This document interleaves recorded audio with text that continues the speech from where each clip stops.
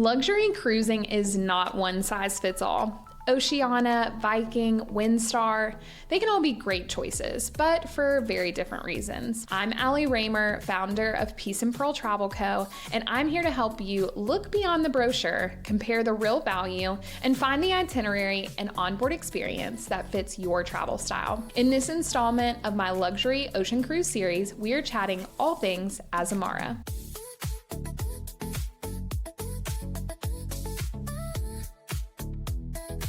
Okay, so Azamara is going to be a little bit different than some of the other products that we've looked at. It is definitely going to have a destination first experience. So travelers who care about lingering a little bit longer in ports and those longer port days, maybe even overnights, that's kind of Azamara's thing, is staying overnight in ports. They focus on the local immersion over those marble bathrooms and unlimited luxury inclusions. So if destination is the most important factor for you, Azamara might be a good fit. They sail everywhere: Mediterranean, Europe, Asia, South America, Africa, Caribbean. They even do world voyages because they have a very strong in-country intensive itineraries.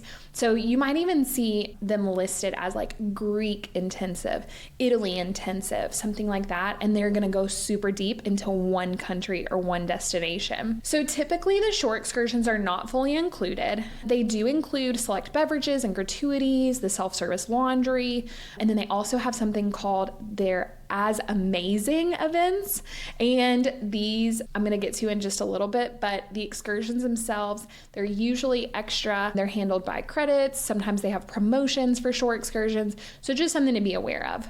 So the AzAmazing Events, I love this little factor. It's like a fun little feature to their ships that nobody else offers. It's one of a kind, complimentary, immersive cultural experience. So this is exclusively created for Azamara guests, and they're really committed again to that destination immersion. They launched this initially in 2011, so they have a rich tradition of this.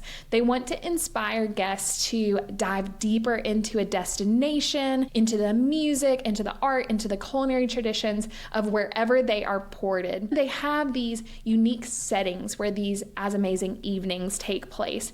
Oftentimes they're ashore and they're in iconic venues. The ship usually stays late in port that night, and it just brings guests a little bit closer to the local culture and just like an amazing destination. It's like a big party, honestly, that just celebrates the local culture. So on a select occasions, or maybe some shorter cruise itineraries, they might end up doing the AzAmazing evenings on board, but for the most part, these experiences are going to be ashore. So suites receive a dedicated butler and concierge service, but not all staterooms do. So it's not an all-suite ship.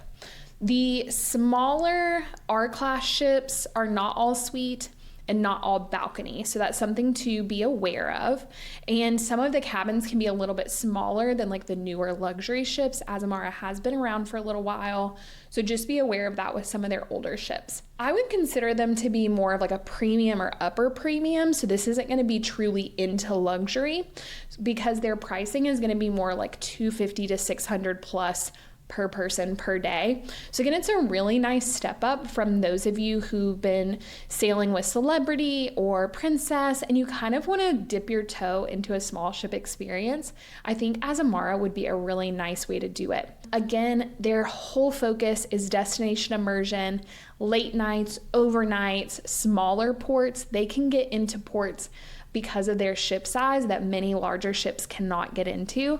So if you've sailed a destination and you hit all the top spots, but you want to go back and see more, Azamara may be able to get into those smaller ports you haven't even seen. So I would really focus on this if you don't want to just see a port from like 9 to 5. Sometimes you feel a little rushed in a destination when you do it by cruise, and Azamara really takes that and shifts the perspective a little bit. So children are allowed on board. Azamara does not offer any dedicated children's programming though, or any sort of babysitting. So I would say this is better if you are going to bring your children on board. They need to be older teens. They need to enjoy the destinations, long port days, and travel traveling obviously with adults because it's mostly adult centric. Azamara is a great fit for travelers who care deeply about the destination, but Azamara is not the same kind of luxury as Regent, Silversea, or Seabourn. And that is exactly why the comparison matters. Once you add the value of extra time in port, the better choice may not be obvious from the fare alone. Book your complimentary consult call with me